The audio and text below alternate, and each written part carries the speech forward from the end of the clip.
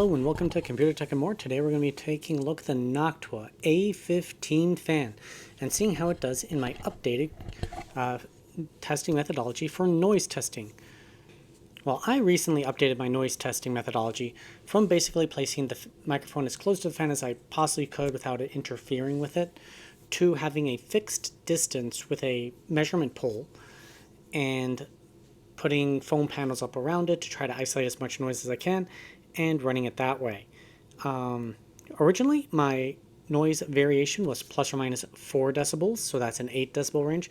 With the new testing methodology, I'm listening very carefully for if my neighbor's AC unit kicks on, I stop my testing. If my AC unit kicks on, I stop my testing. My kid cries, I stop my testing, so that I have a plus or minus 2 decibel range. This greatly improves the overall accuracy of my testing and makes it much more consistent than what I was doing before, which was placing the microphone close enough to the fan that I was going, hey, it's got to be the only noise that it can pick up. But I think it was causing interference, and I do have a little piece on my channel about this explanation in video form. So we're going to do get into graphs where I have original testing methodology to new testing methodology. It's going to have the rank position compared to other fans in their category. So these are only 140 millimeter class fans. The RPM was running at, and airspeed or CFM, and in 100% we're going to have the noise value as well. All of them are going to have the new testing and original on the left and right side respectively.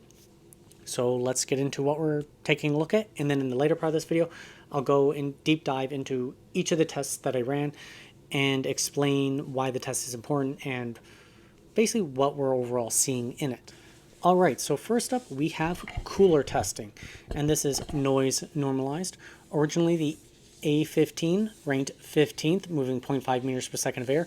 It is now ranked 6th, moving 1 meters per second of air. The new noise normalized value is 12 decibels as opposed to like 40, but they are based on the same RPM range for the A12X25 of 1,100 to 1,200 RPM. So that's overall a great improvement for the A15, moving up in position with respect to other fans, as well as an increase in its airspeed, indicating that it's a better fan than what I originally thought. At 100% PWM fan signaling, it doesn't change position at all. It's still ranked 15th, and that's no surprise because in 100% PWM fan signaling, noise is not the main factor like noise normalized testing is. For CFM testing, noise normalized, the A15 was originally ranked 14th, and now it is ranked 8th, moving up in position. And once again, we are going to go into the specifics of each test in the later part of this video, so if you're new to this channel, I encourage you to watch the parts about each test individually as opposed to just seeing this quick overview. If you're familiar with this channel and you actually saw the original reviews, you can go ahead and just watch this recap and that'll get you up to speed. For CFM 100%, the A15 is ranked 14th overall. For the 6-inch noise normalized mark, originally the A15 was ranked 15th, moving 1 and a change meters per second of air. It is now ranked 10th, moving 1.4 meters per second of air. At the 11-inch mark, noise normalized, it was originally ranked 10th overall. It is now ranked 3rd overall. Again, seeing an improvement in air velocity for what it can push. This is overall a great result from this fan. Next up is the 6-inch noise normalized value proposition. Originally I had the fan ranked, the A15 ranked 14th. It is now ranked 9th. Overall, a great position to be in with an improvement in its value when compared to other fans. And the 11-inch mark, it was originally ranked 7th. It is now ranked 4th. So again, a great position to be in, moving up in the value proposition for 140 millimeter class fans. For cooler noise normalized value proposition, originally was ranked 15th. It is now ranked 4th. For value proposition at 100% PWM, it maintains its position at 13th. And CFM noise normalized value proposition, it was ranked 12th. It is now ranked 5th. And last but not least is CFM at 100% PWM fan signaling. It's ranked 12th overall. First up is case simulation testing. And case simulation testing can be looked at in a couple different ways. The first way is, what size case do you actually plan on buying, and where do you want to put these fans inside your case? So this is a 150 millimeter size fan, so it's a little bit wonky in size, but its hold spacing is for 140. So it may not line up perfectly with your standard cases, but it should fit in a majority of cases. And I'm not talking like cases if then, I'm talking computer cases. It's just kind of funny like that. Anyways, so we have the 6-inch, 9-inch, 11 and 14-inch mark, and the 6-inch mark can be looked at in one of two main ways. The first way is small form factor cases that are front to back airflow. So it would be a little bit on the larger size for a small form factor case to have that front to back airflow for your air cooler, but that would be the kind of case we're looking at, not the ultra small compact small form factor cases that suck in air from the sides and blow it out the top, or suck in air from the bottom and blow it out the top. Those cases, you actually want more static pressure oriented type fans, because you're pushing it past so many other restrictions that are in the way, because the cases are so tightly packed that you've got the cables and mesh pieces, or the solid plastic pieces on your motherboard and stuff like that, all to get out of the way. But the other way to look at the 6-inch mark is short throw distance. So if you're looking at the Fractal Design Torrent or any other computer case, we've got fans at the bottom of your case and they're blowing up towards your GPU or something like that. Well, then you'd be looking at that short throw distance of the 6-inch mark to blow air up into that specific component. For the second key point is the 9-inch mark, and that is representative of a compact tower. Again, front to back airflow, the 9-inch mark being the position of your air cooler. So the front of the case to your air cooler, 9-inch mark. And the reason this is important is you want the airspeed hitting the fan on your air cooler to be basically as high as possible, because it just improves the flow of the airflow rather than allowing the air to stagnate around the CPU cooler and other parts of the VRM on the motherboard. So that's why I'm talking about like continuous airflow through the case. And you don't want to have to re-accelerate the air. You'd rather the air be already accelerated and you're just adding more pressure to it to get it through the fin stack. Basically, that sort of thought process. And then you have the 11-inch mark. That is representative of a mid-tower case. So think the Corsair Stormtrooper looking case, the Fractal Design Mesh-A-Fi 2C, and the Corsair 550D would be all good representatives for that 11-inch mark mid-tower case. And then you've got the 14.5-inch mark, which is a truly large tower. Something like the Fractal Design Torrent, if you're talking about the front fans blowing air to the back, would be representative of this mark. And so you really want to pay attention to what size case you're actually buying for, or you're replacing fans for. So if you pick up a free case out of the dumpster or whatever, no judgment, or you're buying a new case and it doesn't have enough case fans, you want to pay attention to what size case you're getting to know which aspect you're going to care about the most, or if you just truly want to get the best fan possible to last you many cases down the line. Because the second way this data can be looked at is how good is this fan at concentrating airflow to work as a case fan. And that said, so the most perfect fan in the world would be a perfectly straight line, meaning it would lose no airspeed from the front of the case to the back of the case. And as a general note, fans, as they get bigger in size, so till they meet the exact width of the case, you'll see a tendency for improvement, meaning less air drop. And that is because the fan fills literally the case with air. So it acts more like a tube rather than blowing air into an open space, into a room basically, and then the air has to fill that space. So as fan sizes get bigger, they become better at pushing air from the front of the case to the back of the case in an efficient manner. And you can counteract this a little bit, or allow for better airflow by having essentially filling the entire front wall of your computer case with fans so that you have that good stream of air. Exceptions to what I'm talking about are if you're using radiators, AIOs as your cooler. So you can do like a chimney, so you're sucking the air off the top and then that is creating your flow path for you. But for air coolers, this flow path that I'm talking about is highly important. It's just not as important when you're talking about radiator style systems, whether AIO or custom liquid cooling, because then you're shifting it to sucking and blowing it out in a different manner. to get into specifics, kind of for visualization, what I'm talking about. So you want something that creates as tight as focused air as possible, and as it fills into a space, the air around it slows the air down, causing it to spread out. What you don't want is a fan that just spews air off to the side like the static pressure fan, or it's labeled down here as static pressure, but I think all fans should be this airflow focused, as tight as possible in general, rather than this. But you don't want this for a case airflow fan because it'll have a rapid drop in airspeed until it reaches basically zero. So for bigger cases, they literally are completely useless as case airflow fans. So you want it to be as flat as possible and as linear as possible because you're looking at something like this. If you want me to go into details about radiators versus AAOs and stuff like that, please leave it in the comment section down below. I would make a video about it.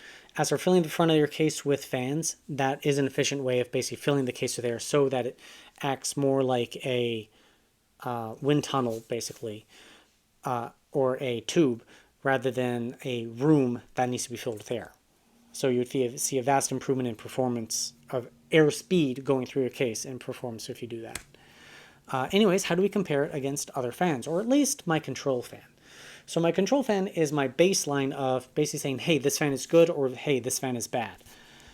Just in a very simple way, because we can compare fans against one another so you can pick out the best, but maybe you don't need the best, you just want something that's good at a good price. So this way we have a baseline control and that is based off 3 parts the A12X25 to 1 part A14.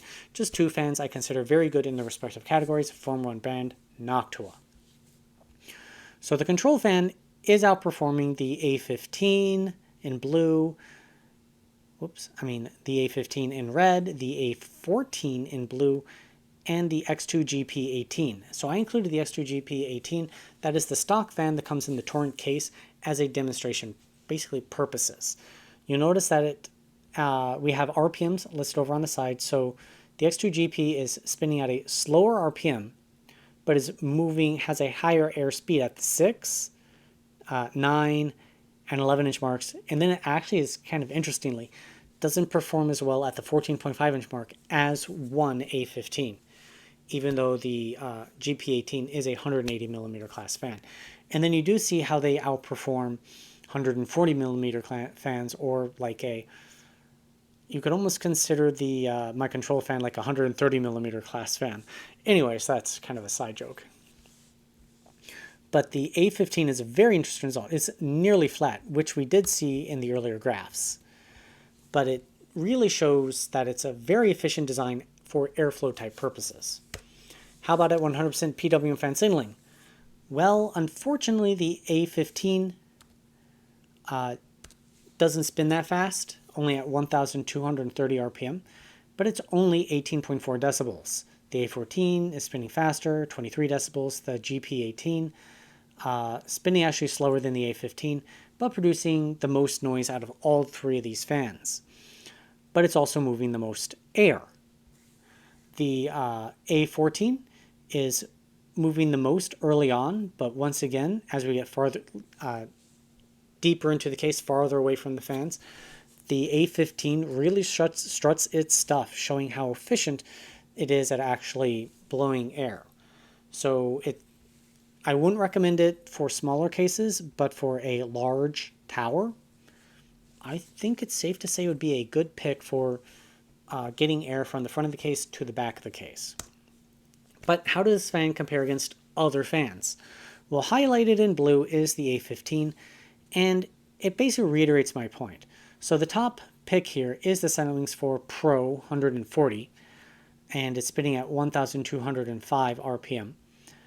Again, this is noise normalized, but the A15 is really the showstopper because it does really poorly at the 6-inch, kind of becomes middle of the road at 9-inch, becomes top at 11-inch, and then destroys everybody else at 14.5. No other fan has this trend.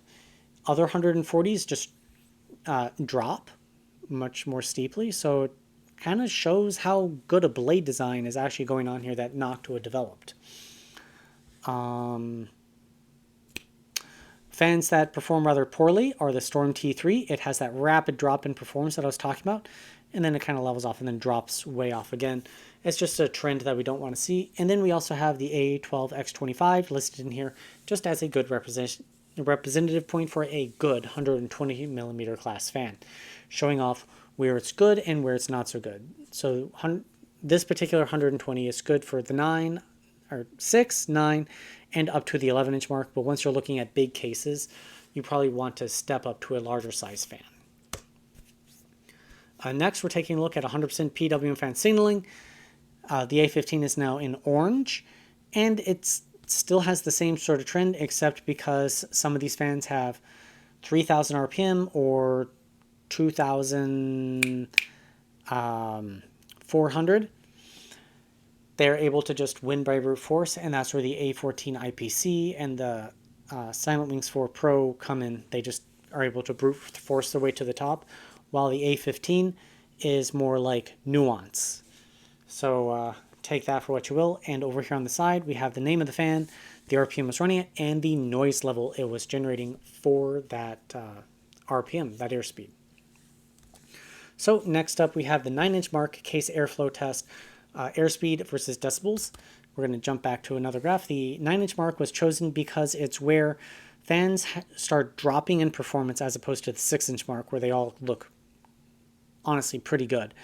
While the 9-inch mark, the fans that spew off to the sides really start dropping, while the 11 and 14.5-inch marks, anything under 0.5 meters per second with my current anemometer is really hard for me to read, which is why through help from my patrons, I would like to acquire a better unit. Unfortunately, it costs $500.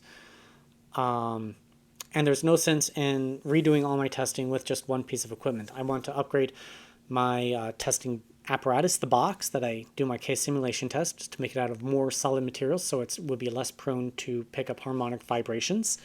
I want to upgrade my microphone used for sound testing. Right now I'm just using my microphone I used to record my voice. It's good for maximum levels, but not so good at reading the nuances in variations in noise peaks. And make a little sound chamber. Did I mention that? Upgrade the box. What else? The anemometer. Basically just a whole suite of things. And then I'd go through all these fan testing once again and hopefully get you the latest, the greatest, and absolutely the best fan data, well, on the YouTube market. Anyways, back to what we're seeing at that's my explanation on the 9-inch mark. So we have the A15 highlighted in green, and you want the fans to be positioned up in the top left on this graph. So we have decibels, and as a note, every 10 decibels is a doubling in noise volume. So the difference between 0 to 10 is, well, 0 is nothing. But the difference between, let's say, 10 to 20 is double the noise value. 5 to 15 is double that noise value. So you get the idea. And on fans where you see a little joggle off to the side, it's where I believe I hit a harmonic frequency within the fan, or the fan in my testing apparatus, or who knows what, which is one of the reasons why I'd like to upgrade it. But with the A15, we see it doing a nice steady increase, and then it sort of gains performance while reducing in noise before hitting its last point. So it really hits its key efficiency right here at this, let's say 1.45 meters per second of airflow, which is one of its upper RPMs. So that would be the 90% PWM signal. But it's just a very interesting result there. It isn't the best performer. We do see the A12X25 become much more efficient early on and be right towards the top of the graphs. And we have other fans listed on here. And this is just a small sampling of fans I've tested just for simplicity's sake for doing the review process. Noctua NF-A15.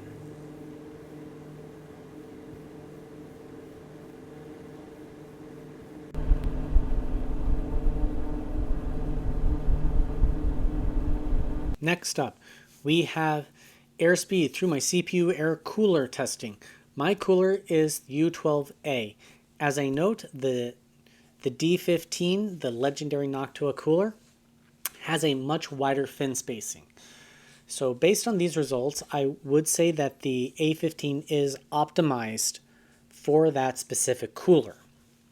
The A15 is not particularly good noise-wise. I think because it's not used to being able to push through such high density fins. So I wouldn't use it on I wouldn't use it period on an AIO, but I wouldn't use it on an AIO. Its design isn't really designed for AIOs. But I wouldn't use it on a CPU air cooler unless you're replacing it for the D15.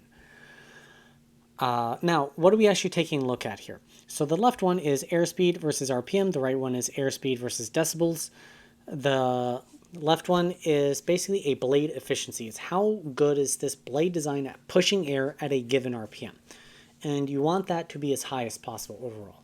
The right one is how much air can this fan push for a given noise level. And you want that to be as high as possible as well, because of the way the graph is set up. So you want as much air speed vertical for as little noise horizontal. So both of these two graphs, better fans are going to be sitting top left, worse fans are going to be sitting bottom right. And let's focus on the left one first. We have my control fan sitting in red. And we see the A14 and the A15 lining up very closely to one another, which is a real surprise. And the A15 actually being a very good blade design at pushing air through the cooler. It just lacks the top end. It can't overcome itself. It needs a more powerful motor. In terms of noise values, this is where they kind of fall apart. My control fan is sitting right here in red, and the A15 overall isn't really that good. So the line would go ding, ding, ding, ding until you reach higher RPMs. And then by then it's already petered out. It's run out of steam, basically. It doesn't have any more left in the motor to spin higher. So this leads me to believe that if they were to come out with an IPC version of the A15, that it could have actually been a very good performing fan. But I just don't know that for certain. And of course, Noctua has their new fan coming out, which I'm super excited about seeing. And, well, I'll obviously be buying one to test right when it comes out. And the A14 is sitting right here, following in a pretty close trend line. So next up, we have the data for all the fans I've tested in the 140 millimeter class category. This is all of them I've actually tested so far. On the right side here in this key is a number, W equals 3, and that is a wattage equals an airspeed. So I actually did a full series of tests on my CPU air cooler, the U12A, measuring what airspeed. So I adjusted the PWM signal on my fan, and I let the CPU run to TJ max 90 degrees and just come to a steady state there, and recorded what wattage, the clock speed for that air speed with my anemometer at the back of the fin stack, the airflow coming through. So by this I could get a relative, so it is an estimation, it isn't exact, but it's a pretty close estimation for what air speed equals what wattage. But this is a 150 millimeter class fan on a 120 millimeter class heatsink. This is not realistic. What are you doing? Well, it's relative. So also you would need the same CPU as me. I have the 11700K. So it's relative. So if you have the X2 GP14, noise normalized, moving 0.8 meters per second of air, well, if you upgrade it to the A15 on whatever cooler you have, you're now going to push 1 meter per second of air through your cooler. This means that it's going to run at a slightly higher wattage. I don't know how much, because every cooler is different. And if you're using, again, you're not going to use this in a radiator or AIO, but let's pretend you are. If you're using this in a radiator or AIO, you have even more variables. So I don't know what your wattage increase would be, but you would be able to draw more watts for a given air speed.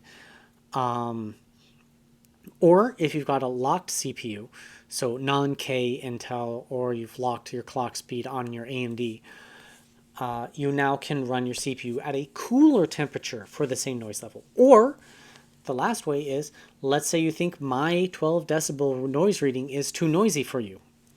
Well, you can take this little bit of extra overhead, pull back the PWM signal a little bit so that it drops to the same airspeed, and now your system will be quieter. That's how you can use this data for your own particular systems. And what do we see with the A15? Well, it's actually doing remarkably well. I would say. Its positioning is very surprising for me. Outperforming the A14 and the NF-A15 Redux. It's just really a great place for it to be. It is being outperformed by the IPC version of the A14, so this leads me to think that there are some just slight variations between the fans, but it is within the variation of my anemometer of plus or minus 0.1 meters per second. At 100% PWM fan signaling, that's where the A15 kind of falls apart. It just doesn't have the same top end as some of these other fans. And we have the fan name, the RPM it's running at, and the noise level. But the reason I bring the noise level up is because it's substantially quieter than all the other fans around it. So it may be a great pick for that, but note that you are going to be losing out on some of your top end clock. But if your CPU is only drawing, every cooler is different. But like 200 watts, it may be sufficient. But every cooler is different for how much heat load they can actually handle. So you can't take this thermal load verbatim. Okay, I just want to make that clear. Don't take my data and go, well, this didn't work on my CPU cooler the way you said it would. I'm saying right now that it won't work on your CPU cooler the way I'm saying it will, because every cooler is slightly different. Okay, now is cooler airspeed versus decibel reading. And the A15 kind of goes, yay, I'm better than everybody else, and then everybody else catches up, and then it goes, yay, I'm better, and then everybody starts catching up again. So it's a kind of interesting result. I don't have much explanation for why, other than maybe it just hits a good, not really harmonic, but blade efficiency in it, where it is able to cancel out noise and able to push a lot of air for that noise level. Don't really know. I'm not a bearing expert, but I'd be inclined to think it has something to do with inside the motor and the bearing. And last up, my least favorite test is CFM testing. This is cubic feet per minute, and CFM testing at its core is literally you slap a fan up against a tube, you blow air down the tube. The tube is the same size as the fan, so there's no room for the air to spread out and thus slow down. So fans that are great at pushing air will push air down. Fans that have a tendency to shoot air off to the sides will also push air down. So as a result, doing this CFM test, it hides the fact that a fan that has a tendency to shoot air off to the sides will have a slower airspeed than one that is able to just concentrate it. It hides this because there's no room for the air to spread out sideways, so it all just travels straight down the tube anyways. Mind, one that has a focused airflow will have a tendency to do a little bit better, but relatively speaking, they'll look more similar than different. Where CFM testing is extraordinarily applicable is if you want to design your own wind tunnel. That is basically a CFM test. If you're doing a scientific test and want to generate PQ curves, so this is a pressure versus airflow curve, then it's very valid. So the reason I bring that up is this sort of test is, again, valid for air traveling through a heatsink or a radiator. Those devices have a tendency to straighten out the air anyways. So you're blowing air down the heatsink, and there are fins in the way, and they will focus the air and straighten it out much the same way this tube will do the same thing. So that brings me to the point of, unless you're putting your fans in a pull configuration on your radiator, heatsink, AIO, whatever, it doesn't, if they're in a pull configuration, it's going to act like it does in my case simulation does. If you're going to put in a push configuration, so the air is being pushed through it, then it's going to straighten out the airflow, and it's going to all come out the back of the fin stack in a basically straight line. So CFM testing, I just don't like it for case airflow tests, and any channel that uses it for talking about case airflow tests, they don't understand the science. I have a master's, I'm an aerospace engineer, and I have a master's in computational fluid dynamics, in fluids. This is something I fundamentally understand and know. So you need to make sure you're like watching channels and using the fans the right way. So again, if you're going to use this as part of heatsink, CFM is perfectly valid. So now that I've finished ranting and raving all over the place, what do we see? Well, the A14 control and A15 are all basically perfectly in line with each other in CFM testing. And CFM is just cubic feet per minute. Might as well go over how it's calculated. And you know the air speed going through it, so that's in feet per minute. You know the cross-sectional area, so you take a vertical slice, and it becomes a 2D object. So let's pretend it's a cylinder. You know the radius, the internal radius, and you know pi r squared. You have the surface area. So once you have surface area, you have feet squared times feet per minute. So feet squared times feet is feet cubed per minute. Cubic feet per minute. Hooray! All right.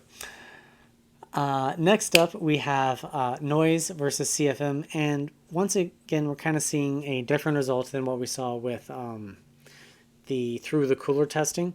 And this is because it's less of a pressure application than blowing it through the cooler was. So the A15 kind of looks better here with respect to the other fans. And the A14 is lining up fairly closely with my control fan. So let's just get through this part quickly. So the A15 is ranked right here, kind of in the middle in noise normalized testing at 100%. It is right towards the bottom. It is not dead last, surprisingly, but it is right towards the bottom. Surprisingly beating out the X2 GP14. And last but not least is CFM versus noise. And the A15 is pretty much middle of the pack. And, well, let's move on to the next section of the video. So the A15 is a $24 fan. So in the value proposition, it's literally how much money does this fan cost, so dollars, divided by airspeed, or in the case of CFM testing, CFM. And it's just as simple as that.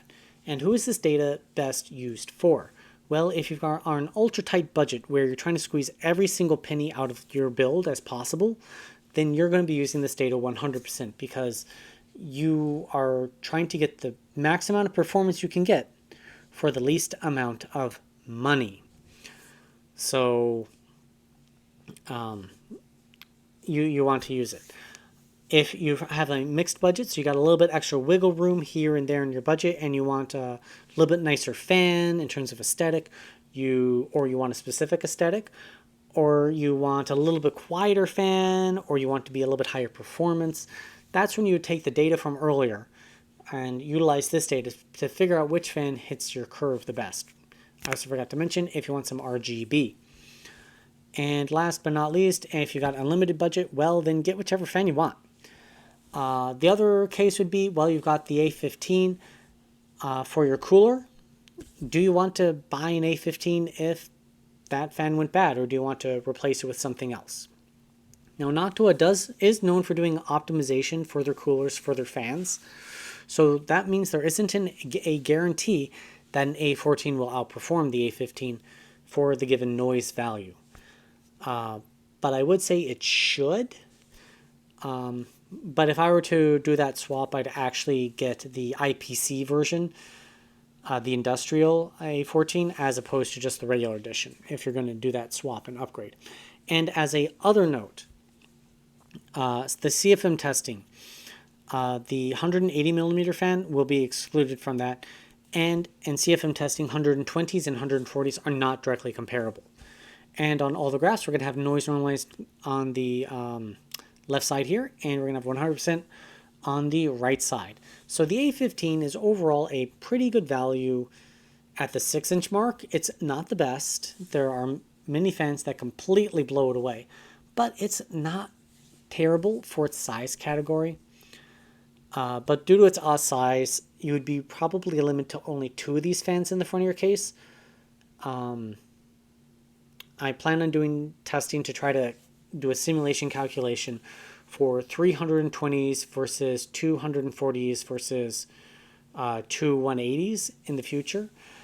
But that is on like the horizon but not here yet. At 100% PWM fan signaling, well, the A15 it looks to drop back a lot, and that is just because of its maximum RPM not being quite high enough. When we're taking a look at the 11-inch mark, it goes up in position pretty high. It is ranked very well. It isn't the top performer in the category, but it is very high. But once we're taking a look at the top performers overall, it really isn't that good a pick. You're going to want to stick with something like the TLG12 if you're really trying to squeeze pennies. At 100%, same sort of story. It's dropped back relatively in position, so it's very much in the middle of the road, and it's still a far cry from the absolute top performers in the 120 millimeter class category. Blowing air through my CPU air cooler.